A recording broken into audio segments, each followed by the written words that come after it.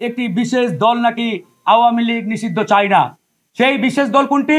এই যে টানা 2 দিন আন্দোলন করলাম, আমাদের তো শঙ্কা হচ্ছে এবং জনমনেও এটা নিয়ে প্রশ্ন যে সরকারি প্রেসক্রিপশনে তাদের সেই সরকারি দলকে তারা যমুনার সামনে নামিয়ে দিয়েছিল কিনা, এই প্রশ্নের উত্তর এই সরকারকে দিতে হবে। এই আগস্ট আমরা আওয়ামী লীগ এবং আওয়ামী লীগের দোসরদের বাংলাদেশে ছাত্র জনতার গণ আন্দোলনের মাধ্যমে নিষিদ্ধ ঘোষণা করেছি।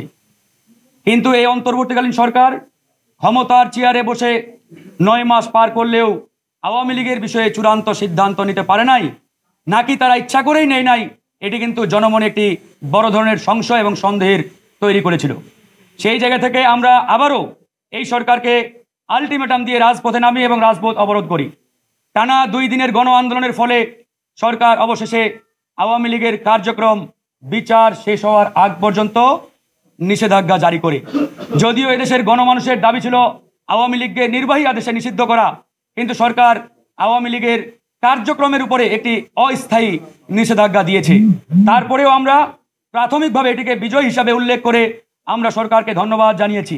কিন্তু আমাদের প্রশ্ন যে আওয়ামী লীগ বিগত জুলাই আগস্টে এদেশের মানুষের উপরে গণহত্যা চালিয়েছে, এদেশের ছাত্রদের বুকে গুলি চালিয়ে অসংখ্য ছাত্র জনতাকে হত্যা করেছে, যে অপরাধে আওয়ামী লীগকে আজকে আমরা অপরাধী বলছি, গণহত্যাকারী বলছি, ফ্যাসিস্ট বলছি, সেই একই অপরাধে আওয়ামী লীগের অন্যতম সহযোগী দোসর জাতীয় পার্টি এবং 14 দল তারাও দোষী।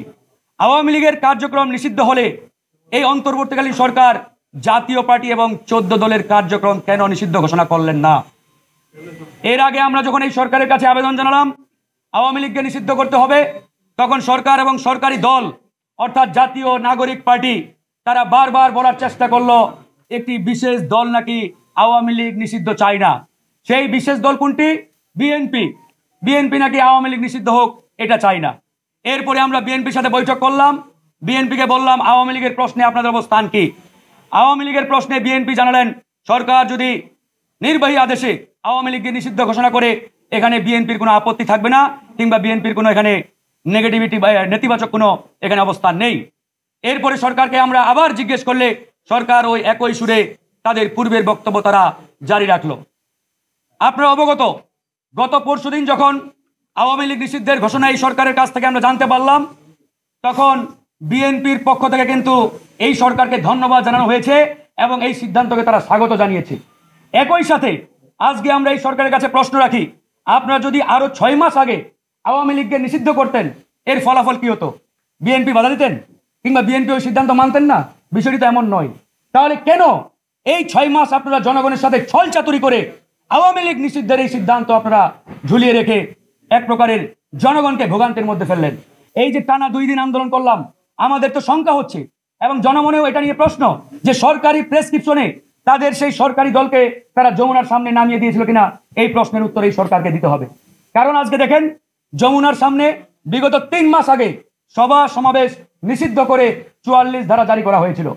এরপরেও কেন একটা বিশেষ দল সেখানে গিয়ে আন্দোলন করবে, অবরোধ করবে, তাদের উপরে সেই শান্তির মানে ধোয়া কি বলে ওটাকে, ওই ঠান্ডা পানি তাদের উপরে ছিটানো হবে? অপরদিকে আমরা যখন আওয়ামী লীগ নিষিদ্ধের আন্দোলন করতে গিয়ে পল্টন মোড় অবরোধ করলাম, ঠিক আমাদের উপরে ওই হাসিনার পেটুয়া বাহিনীর মতো এই সরকারও পুলিশ বাহিনীকে লেলিয়ে দিয়ে আমাদের উপরে আক্রমণ চালানো হলো।